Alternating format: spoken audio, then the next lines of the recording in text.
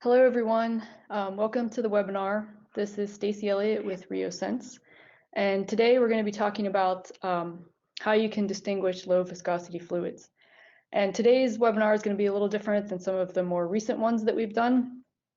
Today is going to be a little more, the discussion will be a little more heavy on our instrumentation, and then also a lot of tips on how to utilize our instrumentation to handle these low viscosity fluids and actually make measurements so that you can differentiate them. Because it's a little, it is challenging to measure these fluids, and you do have to take a little extra care and put a little more effort into the measurement protocols and such.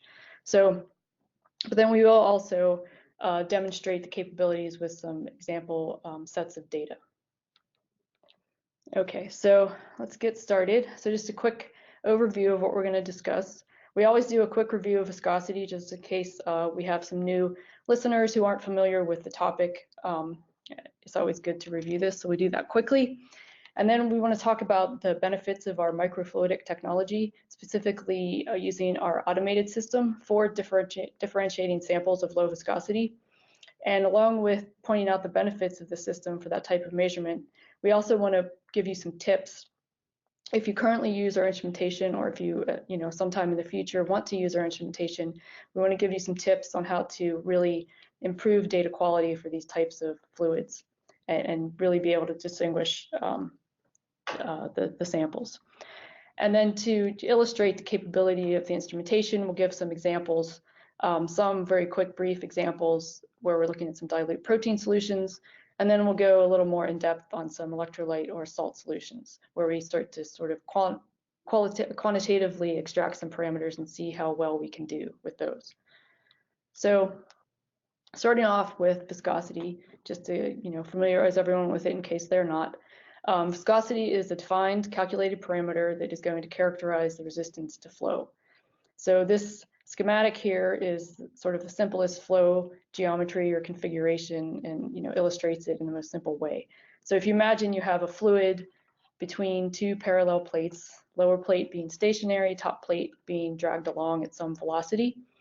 The viscosity is defined as the shear stress over the shear rate.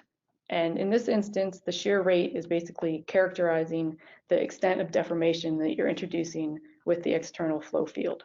And for this simple geometry, shear rate, which is always defined as the gradient in the velocity perpendicular to the flow direction, is just the velocity of the upper plate divided by the gap of fluid, the gap fluid height. And the shear stress is just force per unit area. So this is the force divided by the area of fluid contact, the area that the fluid is in contact with the plate, that was required to drag it along at this velocity. So you can imagine, if we rearrange this expression in the common way, where we have shear stress is viscosity times shear rate. For a given rate, as viscosity goes up, the force required per unit area to drag this plate along is going to go up. So you see that it's increasing the resistance to flow. So this property is defined and calculated in this way. And as I mentioned, you can have different rheological properties, and what makes viscosity is the type of deformation that you're introducing externally. And in this case, the shear viscosity comes from introducing this velocity gradient that's perpendicular to flow, and this defines the shear rate.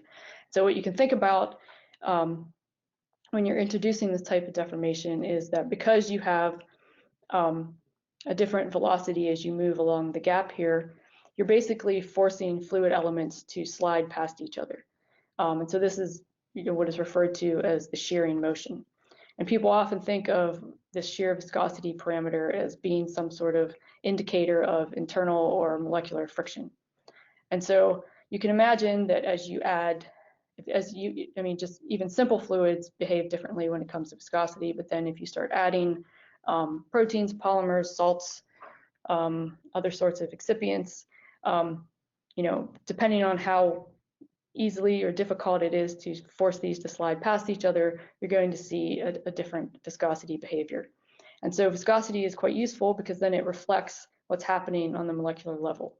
in terms of, the size of what you introduce, shape, how they interact, and then how they structure, what sort of microstructure they form. And so most of the time when we present data and information, we're talking about adding, macromolecules like proteins or polymers. And so these are much bigger. And it seems very obvious that you would see big changes in viscosity, and it would be fairly easy to quantify these.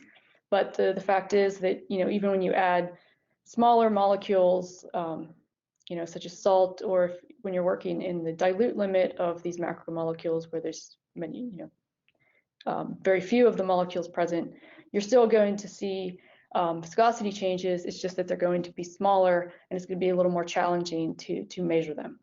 But that's what we want to talk about today, is how can we start, differentiating small increments in viscosity that might be relevant, to these either lower molecular weight additives or just very dilute solutions. Okay, so we're going to be focusing then on utilizing our technology, and then later illustrating our technology with some data. So that is coming. So our technology is referred to as VROC, which stands for Viscometer Rheometer on a Chip. So it's a little different than than many viscometers on the market that people are probably more familiar with. So unlike rotational instruments, what we have is a combination of microfluidics and MEMS. So we have a well-defined microfluidic flow channel. So by well-defined, I mean well-defined geometry dimensions. And beneath this flow channel, we have 4 pressure sensors spaced. So what we do then is, in this experiment, we're controlling the volumetric flow rate that we pump through the flow channel. And then this determines, from this flow rate and the well-defined geometry, we can calculate the shear rate. Now, with the pressure sensors that are spaced along the base of the flow channel, as the fluid flows through, what we're measuring then is this pressure drop across the flow channel. So this graph below shows the values of the pressure sensors, the 4 pressure sensors across the flow channel. So pressure is a function of sensor position. And what this gives us is a pressure gradient or pressure drop across the flow channel. And this is what we use to calculate the shear stress at the wall. So, as we just discussed, dynamic viscosity is calculated from shear stress and shear rate. So now we use the shear rate that we get from the volumetric flow rate and the stress that we get from the pressure drop and calculate the viscosity. So we're calculating the true dynamic viscosity. Okay, so all of our instrumentation has this core technology, but what I'm going to focus on, because it has benefits for these low viscosity fluids, is our automated system. That's what we refer to as the Initium. So I'm not going to go over all the features because that's not entirely relevant for the talk here. What I want to talk about are the features that are most beneficial to handling these low viscosity fluids, because as I mentioned, you can distinguish them, but you got to put take a little more care, put in a little more effort. So in addition to the automation feature itself, which is quite beneficial, the other feature that's going to be very important is the sample retrieval feature. And I think that'll become a little more apparent when I have our bird's eye view of the instrumentation here. And in addition to that, because of the automation and this retrieval, we have advanced measurement software so that we can write sort of extensive measurement protocols, which allows us to really take advantage of this automation. And then, as you'll see, it is a benefit when we're trying to distinguish these low viscosity fluids. So these are the 2 main, in addition to the automation, the sample retrieval, and then the advanced measurement software, so that we can develop protocols that are going to give us the best data. So the retrieval feature, what that is so now we have a bird's eye view of the instrumentation. We have our test syringe, which forces fluid into the chip, and inside the chip is our microfluidic flow channel, and beneath that, the pressure sensors. So the difference with this system relative to our other instruments is that we have the ability to back pressure. The system is closed, so we can apply a back pressure and then reverse flow and refill the test syringe. That means once we've loaded the sample into the test syringe, we can empty the test syringe, do our measurements, and then back pressure, retrieve the sample, and then repeat this again. And we can do this indefinitely. And you'll see why that's important in a moment. In addition to that, we have the ability to set up, a whole system of samples that we intend to test that are waiting that can be loaded. And again, that'll be a little more clear, I think, in a second why that's relevant. Okay, so highlighting then a couple more advantages of the system. And so there are more advantages, but these are the ones that are specific to the types of measurements that we're discussing today. So with the microfluidics, what we can do is we can get to high shear rates without introducing turbulence or secondary flows, or a hydrodynamic instability, however you like to think of it, which will then skew the results, basically introducing artifacts. And the reason this is important is that when you're dealing with these low viscosity fluids, one of the big issues, no matter what instrumentation you're using, is the signal to noise ratio. You're really trying to maximize signal to noise so you can be more confident in the data. And so in this instance, we really have no turbulent regime in our flow channels. So we can go to the max flow rate. In the case of the low viscosity samples, we're not going to overpressure, so we can go to the max flow rate and not worry about introducing turbulence. So this is a benefit here, because when you're dealing with something like a rotational instrument, so there it's not pressure, it's torque that you're trying to maximize. But in that instance, oftentimes with low viscosity samples, you have a very narrow shear rate or torque range that you can operate in before you see the onset of turbulence, because of the dimensions are larger. Therefore, the Reynolds number is higher, and turbulence onset is possible and actually quite likely. So this is an advantage here where you can go to the max flow rate. We're not going to have turbulence, and that's going to help us improve signal to noise. Also, because we have this closed flow path, which not only allows us to do the sample retrieval so that we can just repeat measurements as many times as we want. So here's an example of viscosity as a function of measurement number. And so once the sample is loaded, we can test as many times as we want. Here's just an example of going up to 100. That may or may not be overkill for the exact experiment, but this is possible with this retrieval feature. And because it is closed, there is no air fluid interface. So testing up to 100 repeats or more in typical instrumentation would have issues with evaporation, but we don't have that problem here. So we can repeat over and over again to get good statistics, and we don't have to worry about sample evaporation. And then in addition, because we have this retrieval feature, which allows us to, once we load the sample, test over and over again, our software is set up so that we can create custom protocols. And that means we can, and I'll get into a little bit more of how you would utilize that when we start talking about the tips, the measurement tips, and how that's relevant. And then also, when you're really looking to distinguish small changes in viscosity, you want to screen your data a little more strictly. So, I never advocate throwing out data because you don't like it, but if you have a cause to say, this data isn't suitable and we're not going to include it in our averaging, that will help your presentation. So our analysis software allows you to really screen the data. And I'll give an example of, when is perfectly suitable to eliminate a data point for a cause. Okay, so so that's sort of the overview of the instrumentation and pointing out not every feature, but the features that are going to help you measure the low viscosity fluids and do some differentiation. Now I want to get into,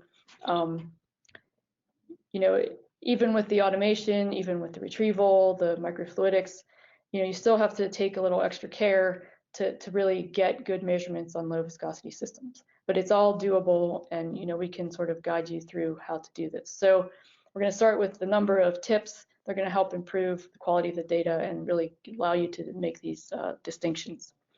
So one thing is really the condition of the chip, or specifically the flow channel. And here's an example on the top here where I'm looking at relative viscosity of a buffer solution where I was adding different levels of sodium chloride. And I have data on a chip that, I refer to it as okay, and by okay I mean is when we ran a standard oil that had a viscosity of maybe 15 to 16 centipoise, the data showed in spec, and so the chip seemed fine. But you can see that we have quite a bit of variability in the relative viscosity of these buffer solutions as we change salt. So this is not acceptable. So then I repeated the measurement with the exact same solutions on what I'm calling a pristine chip. And by pristine chip, in this case, it was brand new, so there was no chance of it having any sort of deposits. But my point being is that you need to make sure, that you're keeping the chip clean and minimizing any deposits, because deposits that aren't really going to impact higher viscosity, more concentrated material, they really can impact these low viscosity fluids. So you want to keep them clean, and you want to clean them consistently. And so, for example, if you are in the pharmaceutical industry and you're testing both, say, proteins and buffers on the same flow channel, then you want to consistently use, say, an enzymatic solution that's going to clean out the cell and remove any deposits that are going to cause some problems here. Or ideally, if possible, you'd want to sort of dedicate chips or flow channels for single purpose uses. So you have one where you never put proteins in, and you do this for your buffers or other samples, and then a dedicated chip for proteins. So it's really important to keep it clean, and if you keep it clean, you can see how much better the data quality is. So that's very important. And then you want to look at the statistics based on the number of tests that you run. So this is going to vary a bit depending on exactly what you're trying to differentiate and the types of samples you have.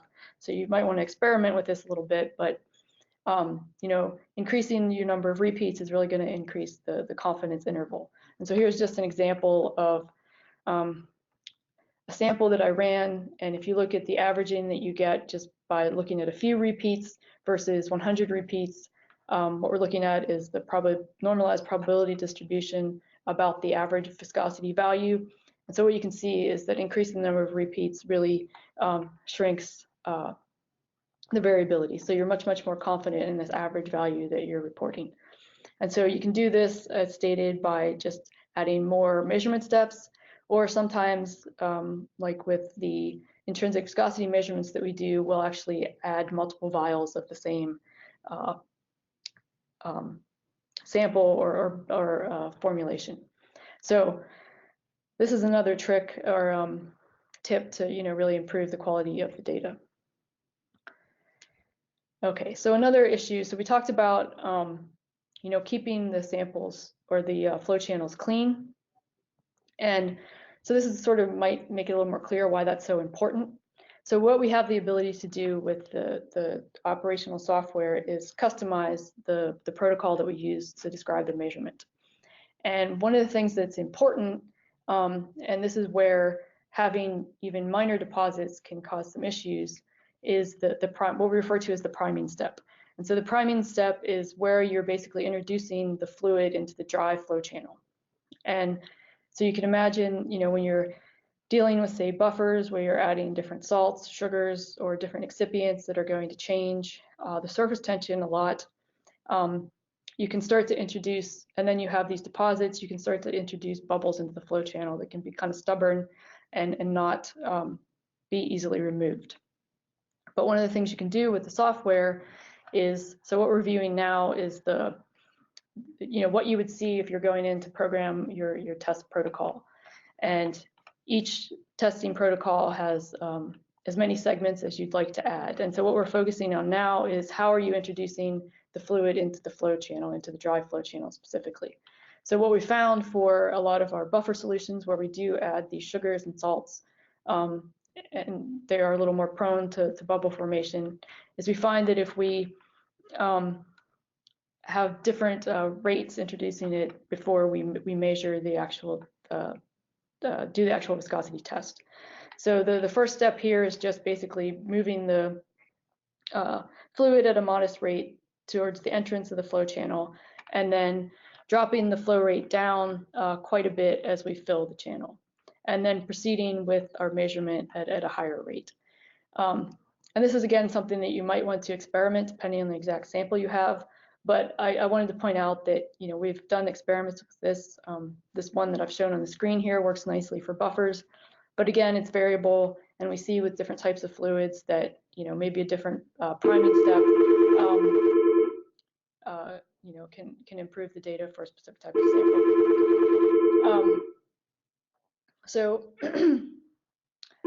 And then, of course, you can add here the appropriate number of segments or repeats that are appropriate to your system.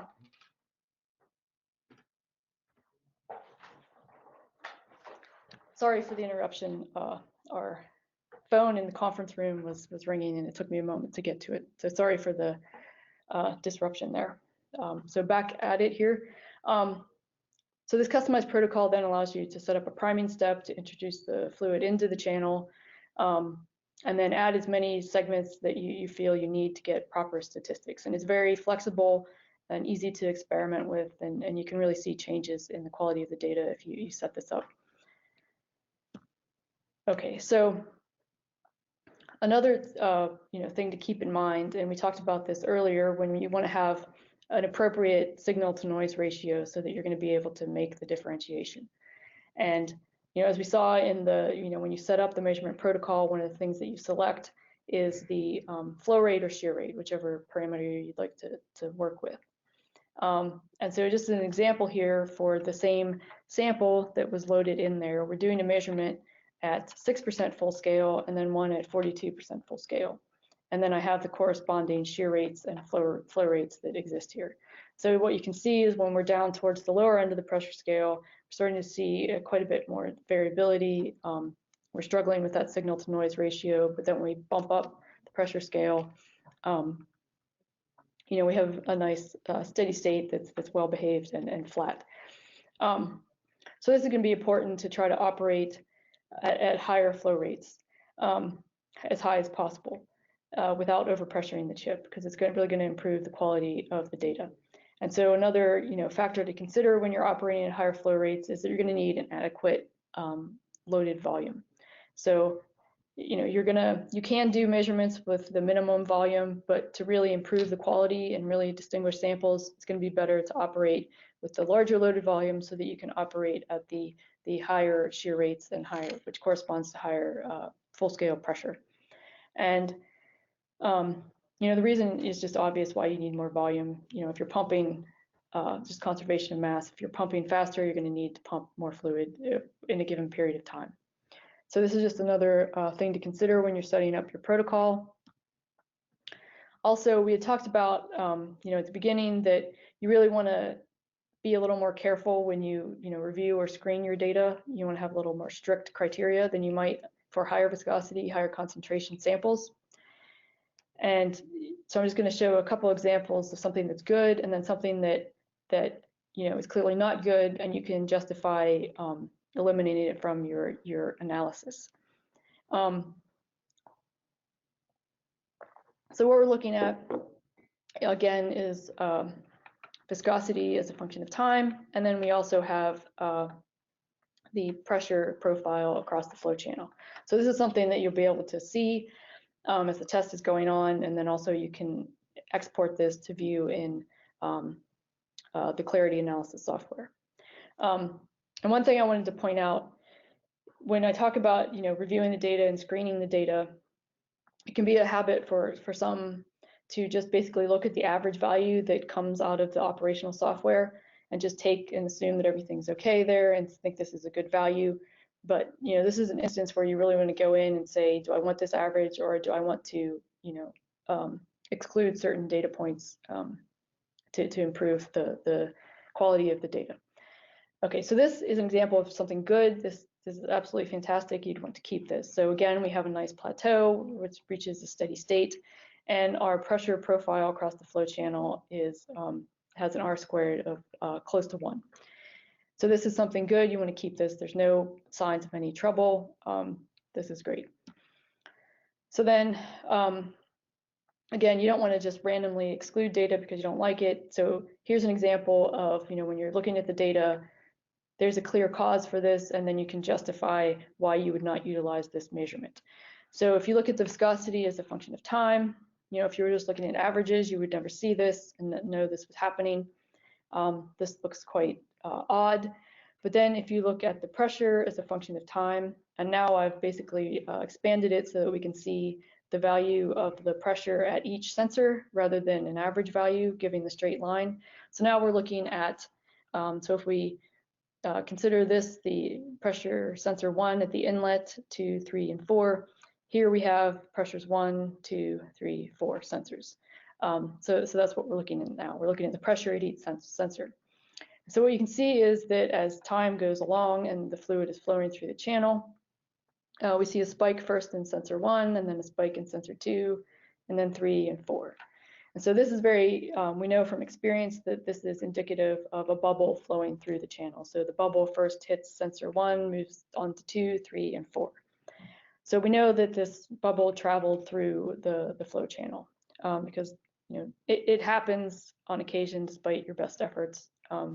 And it doesn't mean that all the data is bad, but you can go in and exclude this type of segment.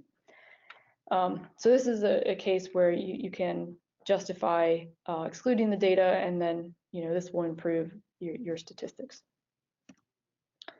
Okay, so that's sort of summing up what we just talked about there. We talked about the instrumentation, the benefits of it, and then giving you some tips on if you want to move from testing higher viscosity, higher concentration samples down to some lower viscosities, you can certainly do this, but you want to keep some things in mind that can really greatly improve the quality of your data and your ability to differentiate things. So now let's talk about some examples and what have we been able to differentiate, and just so you can clearly see how low in viscosity you can go and what small differences you can see. So these are just actually both protein samples, and all the error bars on the curves are 3 standard deviations, giving us that 99.7% confidence interval. So we're quite confident that the average is within this range. And the first one we're looking at, and I've shown this data before in some other discussions, so I'm not going to go into a huge amount of detail, but what we're doing is we're monitoring viscosity of these dilute protein solutions in some different buffers as a function of temperature. So we're ramping up the temperature, and we're looking at it to see how the viscosity changes. And what we're looking for is denaturation of the protein. So when does the protein start to unfold and then potentially start to aggregate? Because viscosity is going to be sensitive to these structural changes. So there's a couple things I want to point out. One being, if you look at so this is absolute dynamic viscosity. So you can see that we're looking at values between 0.4 and 1 centipoise. So this is very low viscosity samples. And I've had some people ask in the past, well, are any of these differences that you're pointing out here even real?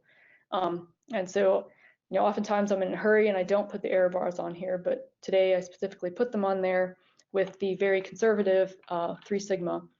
To show you that these differences in fact are real and that we can measure them with the instrumentation. And so you can clearly see that as you change the buffer, this transition changes and the extent of change in the viscosity varies, and this is a real change. And alternatively, if you want to look at something more simple, just viscosity is a function of protein concentration. So now we have gamma globulin at various relatively low concentrations in a couple different buffers where we're changing salt composition. So again, we have the same error bars, the 3 sigma, and we're able to differentiate these. So now we're looking at 1.1 versus 1.2. So these are very small increments. And although we're not doing the analysis here today because we have talked about it in the past, because we can differentiate viscosity as a function of concentration on such a small increment, you could then go forward and analyze this doing intrinsic viscosity analysis. So that's an option. So here's just a couple of protein examples showing you how low in viscosity we can go and how small of an increment we can distinguish, either in something that's stable or something that we're stressing and basically introducing some instability into. And I also wanted to point out, because I always like to emphasize that you always want to look at your data, critically and think about what's happening. So, we notice that as we are heating up this one particular protein solution, our error bars are sort of growing as we continue to heat it. And you want to think about that. Is that coming from, my measurement? Is there something I could do better in terms of my measurement protocol? Or is this really the nature of the sample? Because sometimes, the error is not associated with the measurement specifically, it's associated with the nature of the sample. And so you can imagine here, we're thermally stressing this, we're causing it to unfold, potentially aggregate. It's an unstable system. And so it's not, unusual that we'd see more error there versus, for example, our other plot, where this is, there's no stress other than the flow field, and it's a stable system. So we see very narrow error bars in this case. So you always want to think about where is the error coming from? Is it your measurement, or is it the nature of the sample? So they don't waste a lot of time trying to improve your measurement when really it's coming from, in this case, I believe the nature of the sample as it denatures. Okay, so there's just a couple examples there. Now we're going to go into something a little more in-depth, sort of a case study, where we're going to try to do things in a little more quantitative way. So we work a lot, because a lot of our customers deal in pharmaceuticals and protein solutions, protein antibody solutions. We do that internally as well. And when we're trying to look at solubility of the proteins in different buffers, we introduce different salts. So we're going to do some experiments looking at electrolyte solutions, because now we're looking at, these are low viscosity, even at very or relatively high levels of added salt. So this is a good sort of case study to look at the capability of the instrumentation and how well these tips that I described actually work. So we're going to look at a few different salts, and if you think about should we expect the different salts and solutions to really introduce a different viscosity? And the answer is yes. So what I'm showing here is this Hofmeister series, which was actually developed in relation to the protein solutions and how well proteins actually solubilized or cause precipitation of a specific type of protein. So the salt is going to fall somewhere along the spectrum, depending on how it interacts with the water. And so does it strongly interact with the water? Is it have a strong hydration cell, or does it weakly interact with the water? So that's the key factor here. And the result is that depending on how the ions interact with the water depends on how rapidly the viscosity increases with that ion's concentration. And so what we see is that the strongly hydrated ions show a more rapid increase in viscosity as a function of concentration than the weakly hydrated ions. And the general view of this is that it's because depending on how strongly they interact with water, that's going to determine how much they disrupt the water structure or the water hydrogen bonding with itself. So that's sort of the general view. And in terms of, if you're interested in what this means to proteins, which is generally what we're interested in, so depending on where it falls on the spectrum depends on how effective the salt will be in terms of salting the protein in or salting the protein out. So in addition to the salts screening things like electrostatic interactions, you can imagine that if you have this ion that's in solution and it's very, very strongly interacting with water, so it's strongly hydrated, then it's going to take water away from the protein. So as you add more and more of this salt, you're basically taking more and more water away from the protein, which then tends to cause this salting out effect. And so depending on where this salt falls along the spectrum, that'll behave differently in terms of the protein stability and solubility. So this is why we're interested in it. That's why we work with these different salt solutions. So this is sort of a little background. So now we're going to look and see, some of the measurements that we've been able to get on these low viscosity salts. So here's, okay, sorry for that. So here's an example of some data that we collected. And so this is sodium sulfate in just deionized water. And on the top plot here, we have viscosity as a function of concentration of the salt that we've added. And so we can see that, it looks quite like a very nice like we're able to distinguish the curve very nicely, and we do see the increase in the viscosity as the salt is added. But if we zoom in, just to sort of highlight what we are able to differentiate, so we're zooming in on this lower concentration regime. So again, just viscosity is a function of salt content. And we're still using the same error bars, 3 standard deviations. So you can see how well we can differentiate these very low viscosities. So in this instance, we're starting with something that's basically the viscosity of water, and then moving up to, in this case, no more than 0.98.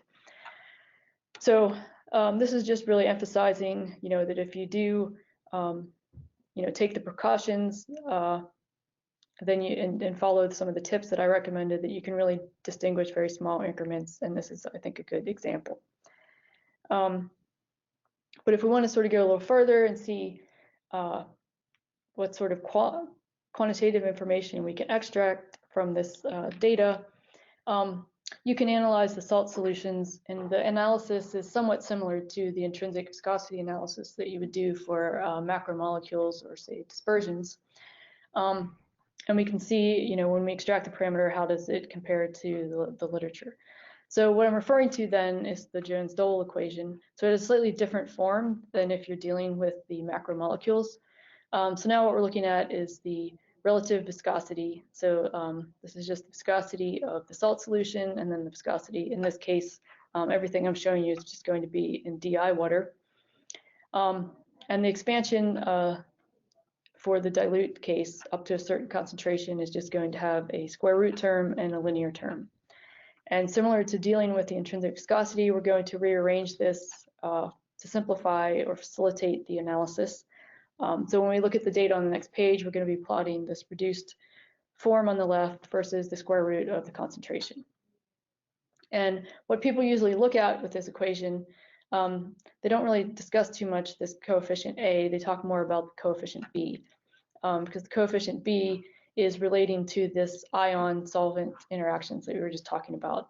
How extensively is it hydrated? How strong is the interaction between the water? This is what the B coefficient tends to characterize. So, and so we had talked about then, depending on where the salt or the ion falls along this spectrum on the Hofmeister series, indicates whether it interacts strongly or interacts weakly. So for weakly hydrated ions or weakly interacting, this coefficient tends to be negative. And for strongly hydrated ions, the coefficient is positive. And they generally measure these for the individual ions using some sort of colligative properties. And then what happens is you can, when you try to look at the behavior of a salt, they're additive. So you add up the different constituents in your salt to get the actual B coefficient for the salt.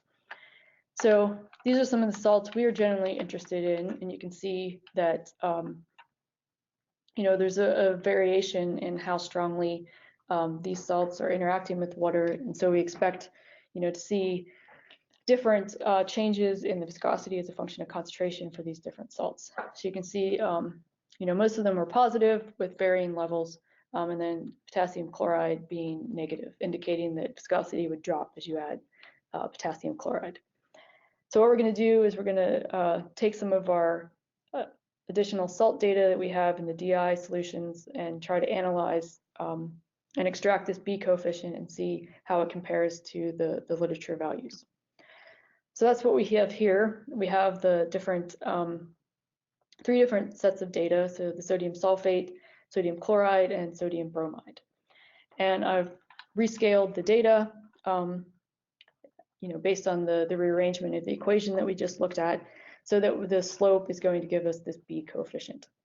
And so, let's just look at the literature value first. So we're expecting the sodium sulfate to have the largest, and then sodium chloride the next, and sodium bromide the least. So starting with the sodium sulfate, we can see that we want to really analyze the data in this lower concentration regime, because we see that there is basically a deflection where the rise starts to become nonlinear. So if we analyze in this regime, we see that the fit is quite nice. The data is relatively little noise. And if we look at the parameter that we extract versus what's in the literature, it's 0.37 versus 0.376. So this is pretty good. So when we move on to sodium chloride, now we start to see, again, we see a slight change in slope, deviation from linearity as we go too high in concentration. So we still focus on the lower concentration regime.